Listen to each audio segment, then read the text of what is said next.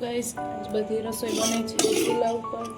તો આજુ બનાવવાની છું મેગી ભાત. તો પહેલાં જો આપણે બધી ડુંગળીને કટ કરી લઈએ.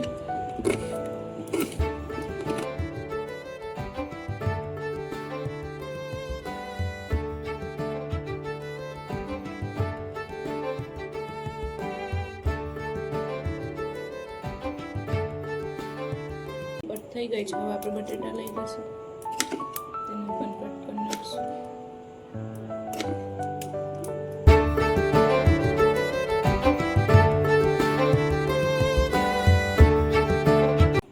બટેટા અને ડુંગળી બંને કટ થઈ ગઈ છે. તો હવે આપણે કરશું વઘાર. તો ગાઈસ પહેલા આપણે નાખશું તેલ.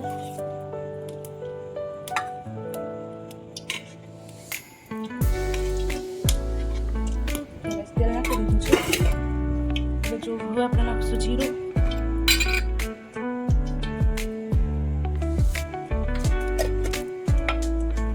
ગાઈસ હવે આપણે નાખી દઈશું જે ડુંગળીને બટેટા કટ કર્યા એ પછી નાખશું. પહેલાં આપણે નાખવાના છે એમાં પછી કરી પત્તો. તો ગાઈસ જો હવે આપણે કરી પત્તો નાખી દઈશું. એકદમ ફ્રેશ તૈયાર છે. ગાઈસ જો હવે આપણે ડુંગળી બટેટા જે કટ કર્યા તે પણ નાખી દઈશું. નાખ્યા બાદ આપણે ટમેટા અને મરચાં પહેલાં જ કટ કરી દીધા હતા. તો હવે આપણે એ નાખીશું. હવે આપણે એને સરખે મિક્સ કરીશું.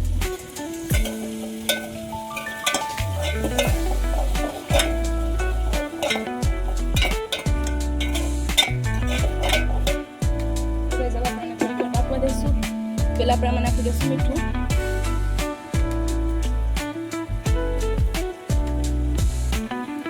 મીઠું નાખીને ફરીથી મિક્સ કરી દઈશું.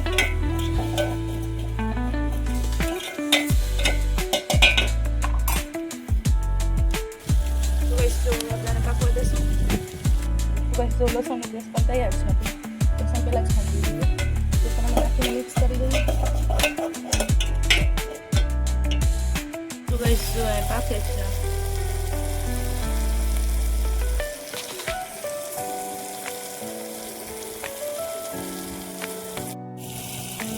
તો ગાઈસ જો નંબર ફૂલ થઈ ગયો છે. પણ આપણે સરખા મિક્સ કરતા રહેવાનું છે. એટલે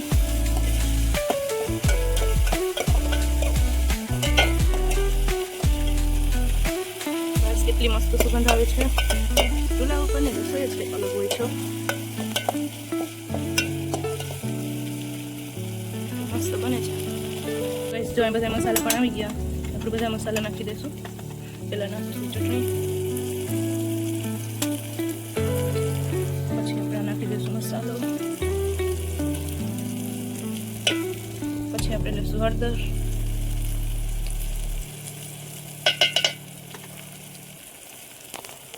હવે કરી દઈશું આપણે મિક્સ.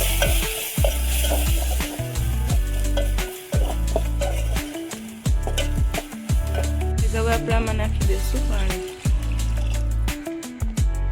તો જો એકદમ ઉતરી ગયું છે. તો હવે આપણે આમાં નાખીશું ચોખા. ગાઈસ ચોખા નાખીને આપણે કરી લઈશું મિક્સ. તો ગાઈસ આ મેગી લઈ લીધી છે. જો હવે આપણે નાખશું મેગી મસાલો.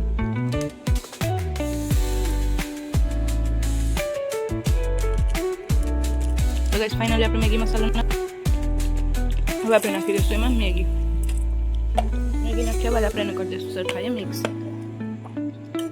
ગાઈસ આ ભાત બને છે બહુ જ મસ્ત. તમે એકવાર ઘરે જરૂર ટ્રાય કરજો. હવે આપણે આમાં નાખી દઈશું ફુદીનો અને ધાણા.